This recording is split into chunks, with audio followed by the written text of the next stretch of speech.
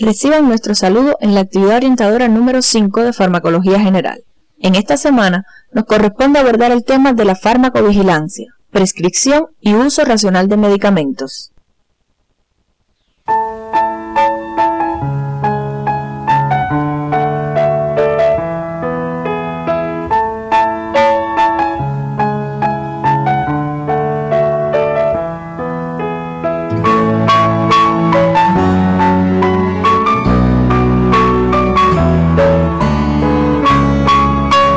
Al finalizar la actividad, serán capaces de clasificar las reacciones adversas que pueden causar los medicamentos, identificar las principales categorías de reacciones adversas consecuentes al uso de los medicamentos y describir los métodos de la farmacovigilancia y los principios en que se basa la prescripción de los medicamentos. En la semana anterior, estudiamos las diferentes sustancias que actúan en nuestro organismo como mediadores químicos y la utilidad terapéutica de los fármacos relacionados con estos mediadores, al inhibir la síntesis, interactuar con los receptores específicos o interferir en la degradación de cada mediador. Conocimos las funciones fisiológicas más importantes de los principales mediadores químicos como la angiotensina, histamina, serotonina y prostaglandinas, y la importancia de su conocimiento para la terapéutica de muchas enfermedades o para la investigación de nuevos blancos terapéuticos. La reacción adversa a medicamentos podemos definirla como cualquier respuesta nociva, indeseable, que se presenta con las dosis normalmente utilizadas en el hombre para el tratamiento, profilaxis o diagnóstico de una enfermedad.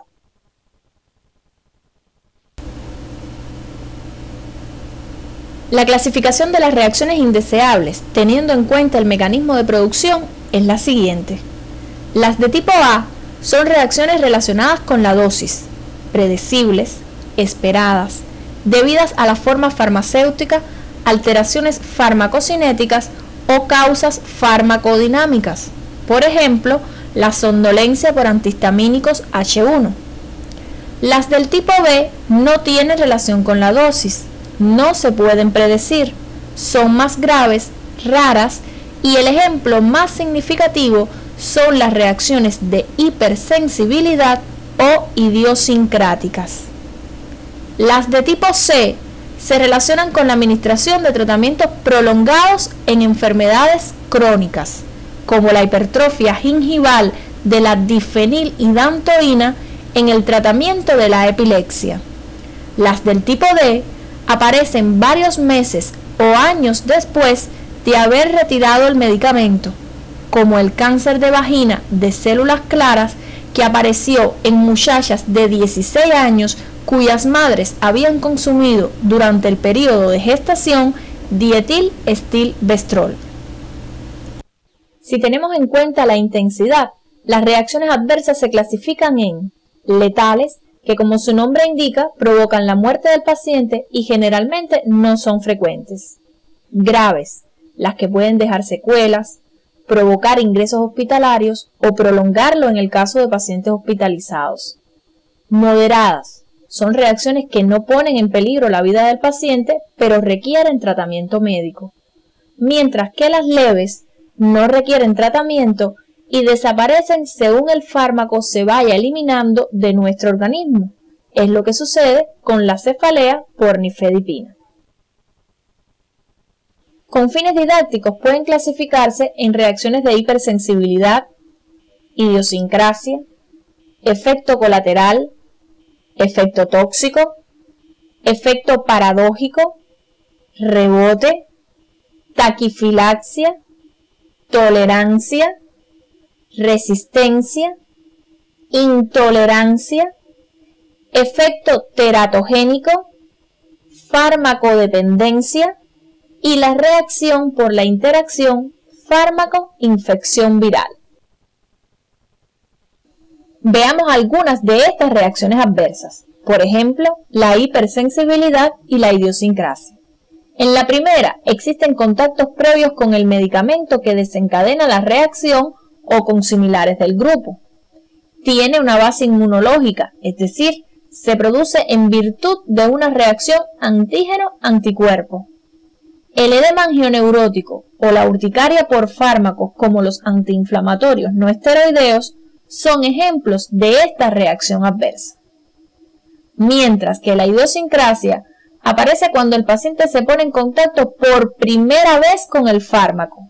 Es una reacción genéticamente determinada, generalmente relacionada con deficiencias enzimáticas, como sucede en la metahemoglobinemia por sulfas y nitritos o la neuropatía periférica por isoniazida en acetiladores lentos. El efecto colateral es una reacción que depende del mecanismo de acción del medicamento, por lo que aparece casi siempre que se administra el fármaco y no pone en peligro la vida del paciente. La somnolencia por antihistamínicos H1, la bradicardia por atenolol o la tos por captopril son ejemplos de efecto colateral. El efecto tóxico depende de la dosis, el tiempo de exposición, ciertos estados patológicos y la susceptibilidad del enfermo. Se produce por el medicamento o sus metabolitos y puede poner en peligro la vida del paciente o dejar secuelas. La gingivitis hipertrófica por difenilhidantoína o la nefrotoxicidad por aminoglucósidos son ejemplos de esta reacción. El efecto teratogénico aparece por la administración de medicamentos a la mujer embarazada, siendo el periodo más crítico las primeras 8 semanas de la gestación, aunque el peligro persiste a lo largo de todo el embarazo. El fenómeno de rebote consiste en una reactivación del cuadro clínico inicial tras la suspensión brusca de algunos fármacos, como las convulsiones por la suspensión brusca de antiepilépticos. La farmacodependencia es un trastorno conductual en el cual, como resultado de los efectos biológicos de una determinada sustancia, una persona tiene disminuido el control sobre su consumo. Es uno de los inconvenientes con el uso de las drogas que alteran el estado de ánimo y la afectividad por su acción sobre el sistema nervioso central. El paciente se habitúa y no puede dejar de usarla, como ocurre con el alcohol, la cocaína, el LSD, el tabaco, entre otras. Para profundizar en el conocimiento de las reacciones adversas y su importancia para el sistema de salud, te recomendamos revisar el libro de texto que se encuentra en el CD de la asignatura.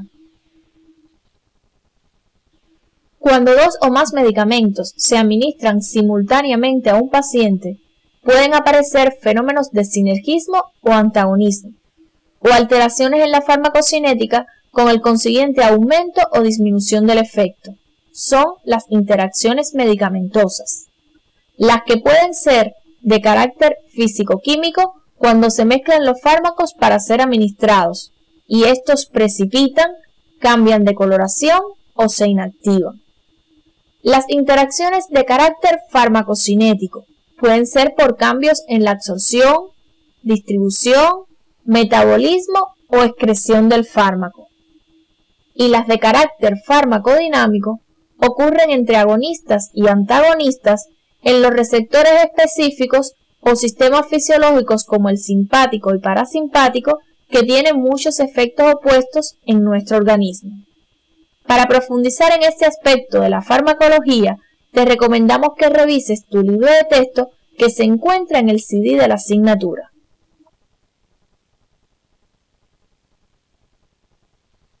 Podemos definir a la farmacovigilancia como el conjunto de actividades destinadas a identificar y valorar los efectos del uso agudo y crónico de los tratamientos farmacológicos en poblaciones o subgrupos de estas, y cuyo objetivo fundamental es identificar, definir, cuantificar y prevenir las reacciones por medicamentos, para generar alertas e informar a la comunidad científica y a la población cualquier aspecto relacionado con la seguridad de un fármaco y poder tomar medidas relacionadas con cambios de dosis o retiros del mercado de un medicamento que provoca reacciones adversas por encima de lo aceptado para poder ser comercializado.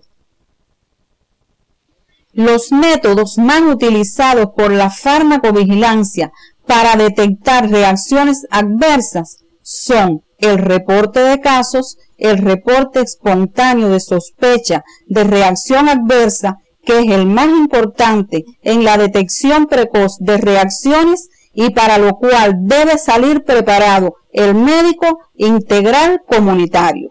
Los estudios de caso control, los estudios de cohorte, los ensayos clínicos, los reportes de morbimortalidad y la supervisión intensiva de pacientes hospitalizados. Para profundizar en los diferentes métodos que utiliza la farmacovigilancia para el reporte de eventos adversos, te recomendamos revisar el libro de texto básico que se encuentra en el CD de la asignatura. Para seleccionar un fármaco, el médico debe basarse en los criterios de eficacia, seguridad, conveniencia y costo. La eficacia y seguridad de un medicamento deben ser demostradas durante las diferentes fases del ensayo clínico hasta su registro en la fase 3, poniendo de manifiesto la relación beneficio-riesgo que el médico debe tener siempre en cuenta al prescribir un medicamento. La conveniencia está dada por lo que sea más cómodo para el paciente, como la frecuencia de administración o la vía de administración. Por último, el costo es algo que debe tenerse en cuenta para afectar lo menos posible la economía del paciente y del sistema de salud. El uso irracional de medicamentos implica no utilizar el fármaco de elección a la dosis correcta y por el tiempo establecido. A esto puede contribuir varios factores, como la información inadecuada en farmacología clínica, la falta de educación continuada, la presión ejercida por el paciente, dudas en el diagnóstico, las consultas numerosas o la interpretación personal de la literatura científica. Es importante destacar que la experiencia personal de un médico no debe prevalecer por encima de las evidencias científicas, pues en ocasiones la experiencia personal puede ser la repetición de los errores que se cometen a diario. La prescripción irracional puede ser incorrecta cuando se prescribe el medicamento inadecuado, como los antimicrobianos en infecciones virales, excesiva cuando se utilizan altas dosis o se prescriben fármacos por largos periodos de tiempo, como los ansiolíticos o los antidepresivos. La submedicación cuando se utilizan bajas dosis o no se prescriben los fármacos necesarios, como la tardanza en prescribir analgésicos en el dolor crónico, o múltiple cuando se prescriben innecesariamente dosis fijas de un medicamento. Por ejemplo, muchas veces se comercializan varios antiparasitarios en un solo producto y la mayoría de las veces el paciente no tiene un poliparasitismo intestinal. La prescripción de fármacos en el embarazo puede traer como consecuencia efectos teratogénicos a los que se expone el feto cuando se administran medicamentos a la madre, fundamentalmente durante el primer trimestre. Efectos sobre el desarrollo fetal que pueden producirse durante todo el embarazo y efectos secundarios que se producen sobre todo en el último trimestre. Durante el embarazo se producen cambios fisiológicos en la madre que alteran la farmacocinética y la farmacodinámica de los medicamentos. Estos cambios se producen de manera gradual, se acentúan en el tercer trimestre y vuelven a la normalidad pocas semanas después del parto, produciendo cambios en la absorción, distribución, metabolismo y excreción de algunos medicamentos, como los beta-lactámicos, el propranolol, el diazepam, el salbutamol o la teofilina. Las alteraciones en la unión al receptor son menos conocidas y se ha descrito una disminución del efecto de la heparina. También se pueden ver alteraciones en la dinámica del parto con el uso de algunos medicamentos como los antiinflamatorios no esteroideos que si se utilizan durante las últimas semanas de la gestación disminuyen las contracciones uterinas. Estos fármacos han sido clasificados por la FDA como categoría D en el embarazo, por lo que su uso siempre debe ser valorado. Para profundizar en la prescripción en el embarazo y otras situaciones especiales, te recomendamos que revises tu libro de texto básico que se encuentra en el CD de la asignatura.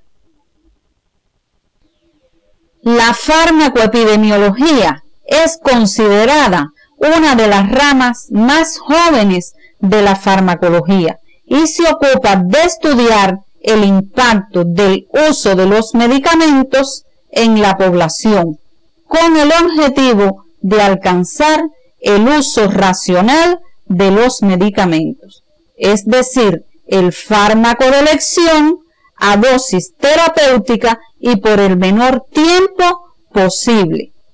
Surge aparejado al desarrollo creciente de la industria farmacéutica durante el siglo XX y las tragedias que produjeron el consumo de fármacos sin los estudios necesarios, como las muertes por un jarabe de sulfas en los Estados Unidos o las malformaciones de la talidomida que marcaron pautas en la farmacovigilancia. Además, por la diferencia entre la eficacia y la efectividad de un medicamento.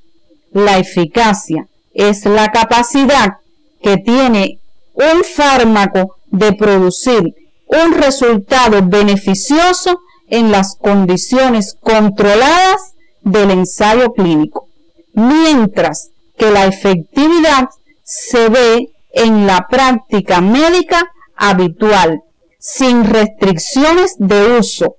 Por lo general, la efectividad de un medicamento siempre será menor que la eficacia. Por último, veremos los estudios que utiliza la farmacoepidemiología para demostrar la causalidad entre la aparición de un efecto y la causa que lo provoca, y que se han expuesto en forma ascendente de menor a mayor especificidad.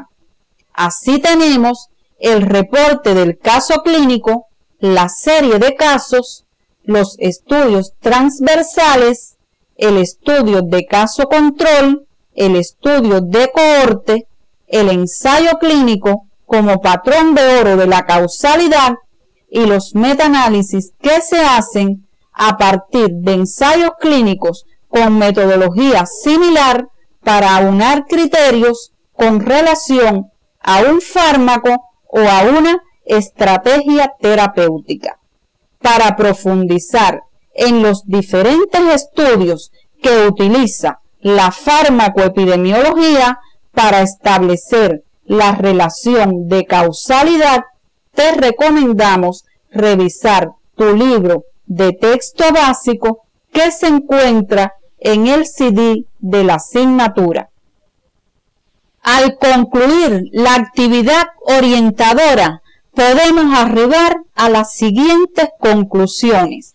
Las reacciones adversas a medicamentos se clasifican por su intensidad y por su mecanismo de producción. El principal método que utiliza la farmacovigilancia es el reporte espontáneo de sospecha de reacción adversa que requiere la confección de un modelo oficial de notificación. Los criterios para la selección de un medicamento son la eficacia, la seguridad, la conveniencia y el costo. La farmacoepidemiología estudia el impacto de los medicamentos en la población y tiene el objetivo de alcanzar un uso racional de los medicamentos. Este tema lo puedes revisar en el libro de texto básico de la asignatura Farmacología General. Como bibliografía complementaria, te recomendamos el texto Velázquez, Farmacología Básica y Clínica. No olvides revisar otros materiales que se orientan en la guía de estudio del tema y se encuentran en el CD de la asignatura. Con este tema concluimos la asignatura Farmacología General, que nos ha aportado elementos necesarios para abordar la farmacología clínica, en la que estudiaremos los medicamentos en relación con el proceso salud-enfermedad y las bases científicas para efectuar una terapéutica racional.